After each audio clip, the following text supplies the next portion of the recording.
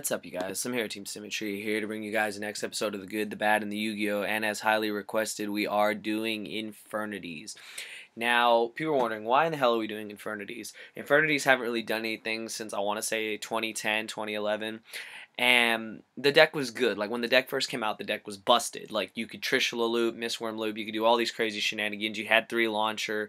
And people were wondering, what can you do with Infernities these days? I think the reason why Infernities have started to get a lot of buzz is for 2 reasons. A, Infernity Barrier is finally being reprinted. This was one of the hardest cards to get. It used to be about $90 to $100 a piece, just for the fact that it was one of the most broken cards in the game. It's basically like a Solemn Judgment, and you just have to have no cards in hand and a face-up attack position in Infernity. So this card was broke. You can only get it secret rare too. So now that it's being reprinted, people are thinking, oh, maybe I can build Infernities now. Because the deck was, I wouldn't want to say super expensive, but back then, before the gold reprint came out, Archfiend was only a video game promo. It was a really expensive card. So aside from that, the deck was kind of pricey. Other things is that the other reason why the deck is getting a lot of buzz is because of this card, Lavolval Chain. I feel this card was solely made for this deck, and the reason why I say that is if you read this effect, it's once per turn you detach, and you can send 1 card from your deck to the graveyard, or choose a monster from your deck and put it on top of your deck. Everyone knows that the broken play with Archfiend of top decking it is amazing, so this card I feel was made for it, because not only that, you can dump an Infernity to the grave, you can dump your Stygian Street Patrol, and you can just get your combos off like that. So those are the 2 reasons why I feel people are creating a lot of buzz about Infernity. Also, they're topping in the OCG left and right. They're running different builds where they run Summoner Monk and Infernity General, one of the newer cards. But this is just a build I've been messing around with. This is not like, I think I don't know if this is my full build. I might have changed it a little bit, but this is a lot like the old Infernities, because I figured until Lavolval Chain is legal, there's no point to really try and focus the deck around that, but I have tested multiple builds. But this isn't a deck profile, this is just an outline of what the deck can run and like how it works. So we'll start with what's good about it. Infernities are good for the fact that when they explode, they explode. A top deck Archfiend, a Reborn Archfiend, a Call of the Haunted Archfiend, a top deck Necromancer, a top deck Mirage is ridiculous. Like, it literally just starts a bunch of shenanigans. For people who don't remember, Mirage was broken because you would summon Mirage, tribute it, and you would summon an Archfiend and a Necromancer. You'd use Necromancer to get Infernity Avenger. You would then go into your 100 Eyes Dragon, use 100 Eyes Dragon to loop Mirage and do it twice, searching out your launcher, searching out your barrier, searching Infernity Break, and just going off from there. This one was really good about it. Other builds ran Beetle. Back when I ran Infernities, I did run Infernity Beetle. Let's pull it up just for people who don't remember.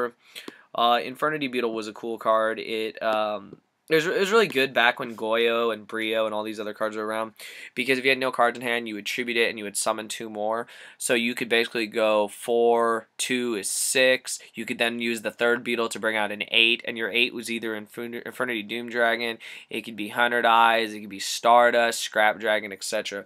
These days, depending on the build, I don't know if they run Beetle. I have tried Beetle. I like it, but at the same time, I think it's not as good as it used to be. I feel that Infernities went the way of running Avenger, because Avenger had a lot of playability, the ability to make 8s. It shifted from using 9s, because back then your main 9s were Mistworm and Trishula. And the thing is, with Trishula gone, you can use Mistworm. I don't think I have Mistworm down here because I'm bad, so let's find Mistworm. Mistworm is really still broken, because Mistworm has just a lot of potential for this deck, and I feel that that's what made the deck still have a lot of playability, is that Mistworm is your only 9, and that's the thing, is that with it being your only 9, you have to find a way to bring it out. Now, it's not that easy. Like, if you guys look at this deck, you have a 4, you have 1, you have 3s. It's not that easy to bring out a Mistworm. The way I used to do it is I'd bring out Armageddon Knight, Grepher, Archfiend, whatever, use 2 of those and use an Avenger and bring it out, but it's very hard to actually bring it out. So the deck really shifted to making level 8s. And back when it did that, the deck was really great. Like, this deck was amazing. Even with 1 launcher, the deck was great. Several people I know, one of my friends from SF, even top 8'd with this deck back when the deck was in its entirety. And I feel that the deck does have the potential of coming back. It just depends on what you run. Other cards I'm testing out are Zero Max. I never ran this card back when I ran Infernities. I didn't even know what it did. I didn't realize it was a Dark Hole and a Reborn in one. Yeah, Dark Hole and a Reborn in one. This card is busted. This card is another card you can use to basically set up your plays.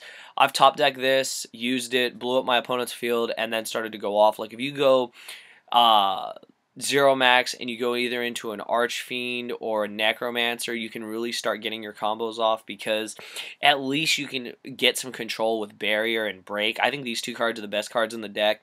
I'm starting to like Break a lot more, because sometimes Barrier is hard to do because you have to have a face-up attack position in Infernity, and sometimes what they'll do is they'll summon a monster, it won't have an effect or anything, and they'll just knock it. Like they'll knock your Infernity Archfiend or your Avenger. You see, these monsters unfortunately have 0 attack, so that you can't really leave them in attack and keep them safe. So I feel that Break has become one of the best cards, because you can use this card kind of like a Raigeki Break, or kind of like a, I don't really know what to compare it to, but it really just helps against like pesky cards. This card's also really good against Shadow Imprisoning Mirror, which hurts this deck, and you know, cards like Skill Drain, cards like that, any card that can really hurt this card, because this hits any card. It's not just monsters.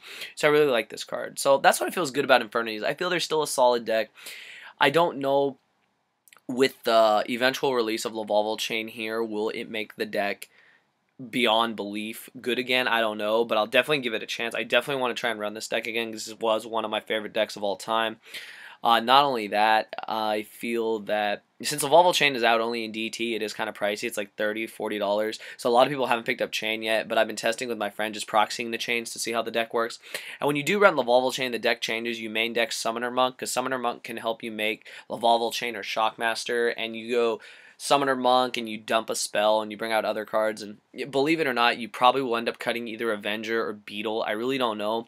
I got to do some more research, but so far I like just running the old standard build just to get the hang of Infernities again, because this deck, I have to admit, was the deck that taught me how to play conservatively until I had everything I needed, because it was annoying not being able to summon each turn. Like normally I would just set back rows and pray that I draw an Inferno to get my combos off, and then it taught me how to be patient with my plays, and that making a key push was what you needed to win. So that's why I really like this deck. I appreciate this deck. Like, a lot of people don't like this deck, but here's the thing. I've talked about what's good about it, but here's what's bad about this deck. There are a bajillion ways to kill this deck. Effect Veiler, Max C, Skill Drain, Shadow Imprisoning Mirror. There are a million outs to this deck, and I feel that with this deck's vulnerability, the right build has to be made, the right plays have to be made, and I feel that, you know, if you get Veilered, it sucks. Like, literally, it sucks, and there's nothing you can really do about it. You can't go D-Fissure, you can't do anything like that. The way you do this is you try to bait out their Veilers. I feel if they don't Veiler a Greffer or an Armageddon Knight, they're in trouble, because I think Armageddon Knight is one of the best cards in the deck for the fact that it's like another Foolish Burial.